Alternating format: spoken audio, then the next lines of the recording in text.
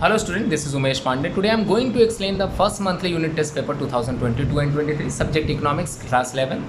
First of all, I just tell you about the paper.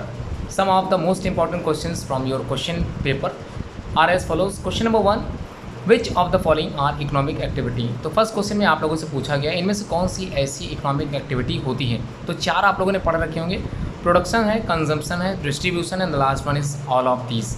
तो right answer आप लोग जानते हो, you may clearly known about the right answer of the given question. अब हम लोग बात करें क्वेश्चन नंबर सेकंड की, economics is considered as an. तो इकोनॉमिक्स के बारे में आप लोगों ने काफ़ी कुछ सीख रखा होगा। अगर आप लोग चाहते हो कि इकोनॉमिक्स का नोट्स आप लोगों को मैं प्रोवाइड कराऊँ तो मेरे दिए गए नंबर पे आप लोग व्हाट्सएप कर सकते हो 9120025555। तो इसी नंबर पे मैं आप लोगों को प्रोवाइड करा दूंगा इकोनॉमिक्स का सबसे ईजीएस्ट नोट जो मैंने बनवाया है लास्ट ईयर।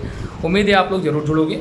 यहाँ पर जो सेकंड क्वेश्चन आप लोगों से पूछा गया, इकोनॉमिक्स इज कंसीडर्ड एज, क्या होता है? पॉजिटिव साइंस होता है, नॉर्मेटिव साइंस होता है, दोनों ही सही हैं या फिर इनमें से कोई भी ऑप्शन सही नहीं है। क्वेश्चन नंबर 3 में स्टैटिस्टिक्स आप लोगों ने पढ़ा रखा होगा, जिसमें mean, median, mode, central tendency वगैरह सब कुछ पढ़ा रखा होगा आप लोगों ने। आपको बताना है कि इसको डिफाइन किया गया है कि क्या है ये, सिंगुलर सेंस है, प्लूरल सेंस है, बोथ है या फिर कुछ भी नहीं है। स्टैटिस्टिक्स डिनोट्स करती है किस चीज़ को डिनोट्स करती है? क्वालिटेटिव स्टेटमेंट को डिनोट करती है या क्वांटिटेटिव, या फिर दोनों ही कथन यहाँ पर सत्य हैं। Both are the statements are right. अगर आपको लगता है दोनों सही है तो अच्छी बात है, नहीं तो डी ऑप्शन दोनों ही गलत है, आप लोग लगा सकते हो डी वाला। क्वेश्चन नंबर 5 में पूछा गया, economic is the science of wealth. देखिए ये जो यहाँ पर लिखा है economic is the science of wealth, ये एक इकोलॉजिस्ट थे जिन्होंने ये डेफिनेशन दी थी कि इकोनॉमिक एक तरह की साइंस ऑफ वेल्थ है। ये किसने कही थी आप लोग जरूर बताइएगा।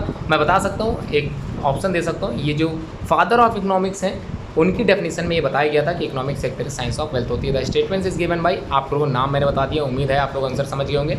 एडम स्मिथ इनका नाम है और फादर ऑफ इकोनॉमिक्स भी इन्हीं को मानते हैं। क्वेश्चन नंबर 6 में बात करें, a person who by good to satisfy his want is called.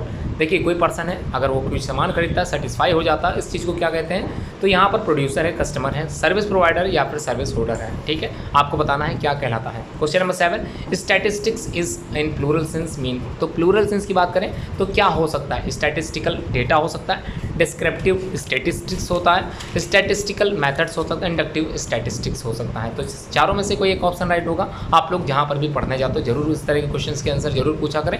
Question number 8, statistics is considered to be, क्या होता है? एक तरह की आर्ट है, साइंस है। साइंस और आर्ट दोनों है या फिर दोनों ही ऑप्शन गलत हैं। पहली चीज़ तो मैं बता देता हूँ, अगर आप लोगों ने कॉमर्स सब्जेक्ट ले रखा है तो इस कॉमर्स सब्जेक्ट ये अपने साथ में ही एक आर्ट भी है और अपने साथ में ही एक साइंस विषय भी है, इसलिए आप लोग दोनों ही चीज़ पढ़ते चल रहे हो, अच्छी बात है। The activity which is not concern with money और wealth is economic activity, non economic activity, दोनों ही सही है या फिर इनमें से कोई ऑप्शन सही नहीं है। Question number 10, the basic reason of existence of economic problem क्या हो सकती है? स्कार्सिटी हो सकती है, अनलिमिटेड वांट हो सकती है, अल्टरनेटिव यूजेस हो सकते हैं या फिर D option none of these इसका सही उत्तर हो सकता है। अगला question number 11, distrust of statistics is called, क्या हो सकता है? डिस्ट्रक्ट करना है, of statistics is called of.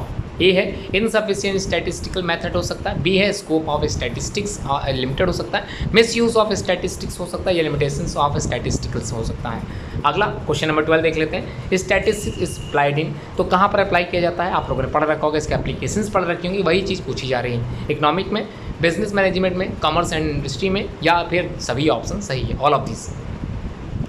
Question number 13, storage माफ कीजिए, stages of statistical study are, कितने तरह के होते हैं? 2 तरह के, 3 तरह के, 5 तरह के या फिर 6 तरह के। स्टैटिक्स एक प्रकार की होती है, इस फैक्ट होती है, प्रेजेंटेशन होती है, न्यूमेरिकल डेटा होती है या फिर इनमें से कोई भी ऑप्शन सही नहीं है।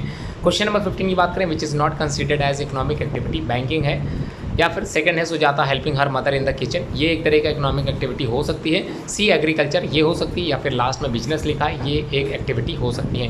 Question number 16, the main point of the definition of economic is given by robin.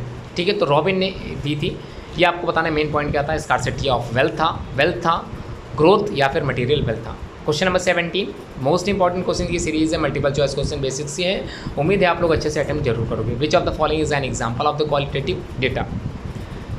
तो aptitude of art and music, second है हाइट, थर्ड है weight and the last one is none of this.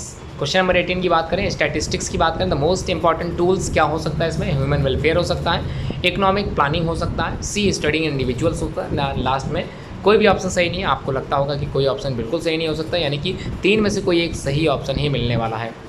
Question number 19, resources have alternatives uses, true हो सकता है इसका answer, false है, दोनों सही हो सकता है, गलत भी हो सकता है, सही भी हो सकता है। या फिर इनमें से कोई ऑप्शन सही नहीं है। लास्ट क्वेश्चन की बात करें, which economic activities deal with the use of goods and services for the satisfaction of human want. तो क्या हो सकता है, कौन सी इकोनॉमिक एक्टिविटी जो डील करती है use of goods and services. यहाँ पर गुड लिख गया तो उसके लिए आप लोग ऐसे जरूर लगा लें, टाइपिंग प्रॉब्लम हो सकती है। पहला है प्रोडक्शन, सेकंड है एक्सचेंज, थर्ड है consumption and the last one is distribution. उम्मीद है आप लोग अच्छे से पेपर को समझ गए होंगे। इसके सारे आंसर्स जो भी आप लोगों ने मल्टीपल चॉइस क्वेश्चन के रूप में पढ़ रखा है, पहले चैप्टर से रिलेटेड, स्टार्टिंग से रिलेटेड है, आंसर जरूर अपनी कॉपी में लिखते चलें और शेयर कर दें मेरे व्हाट्सअप नंबर पर, जिसमें मैं आप लोगों के जो एवोल्यूशन करने की जो प्रोसीजर होता है वो मैं कंप्लीट कर सकूँ और आपके मार्क्स बता सकूँ। Thanks for watching this video.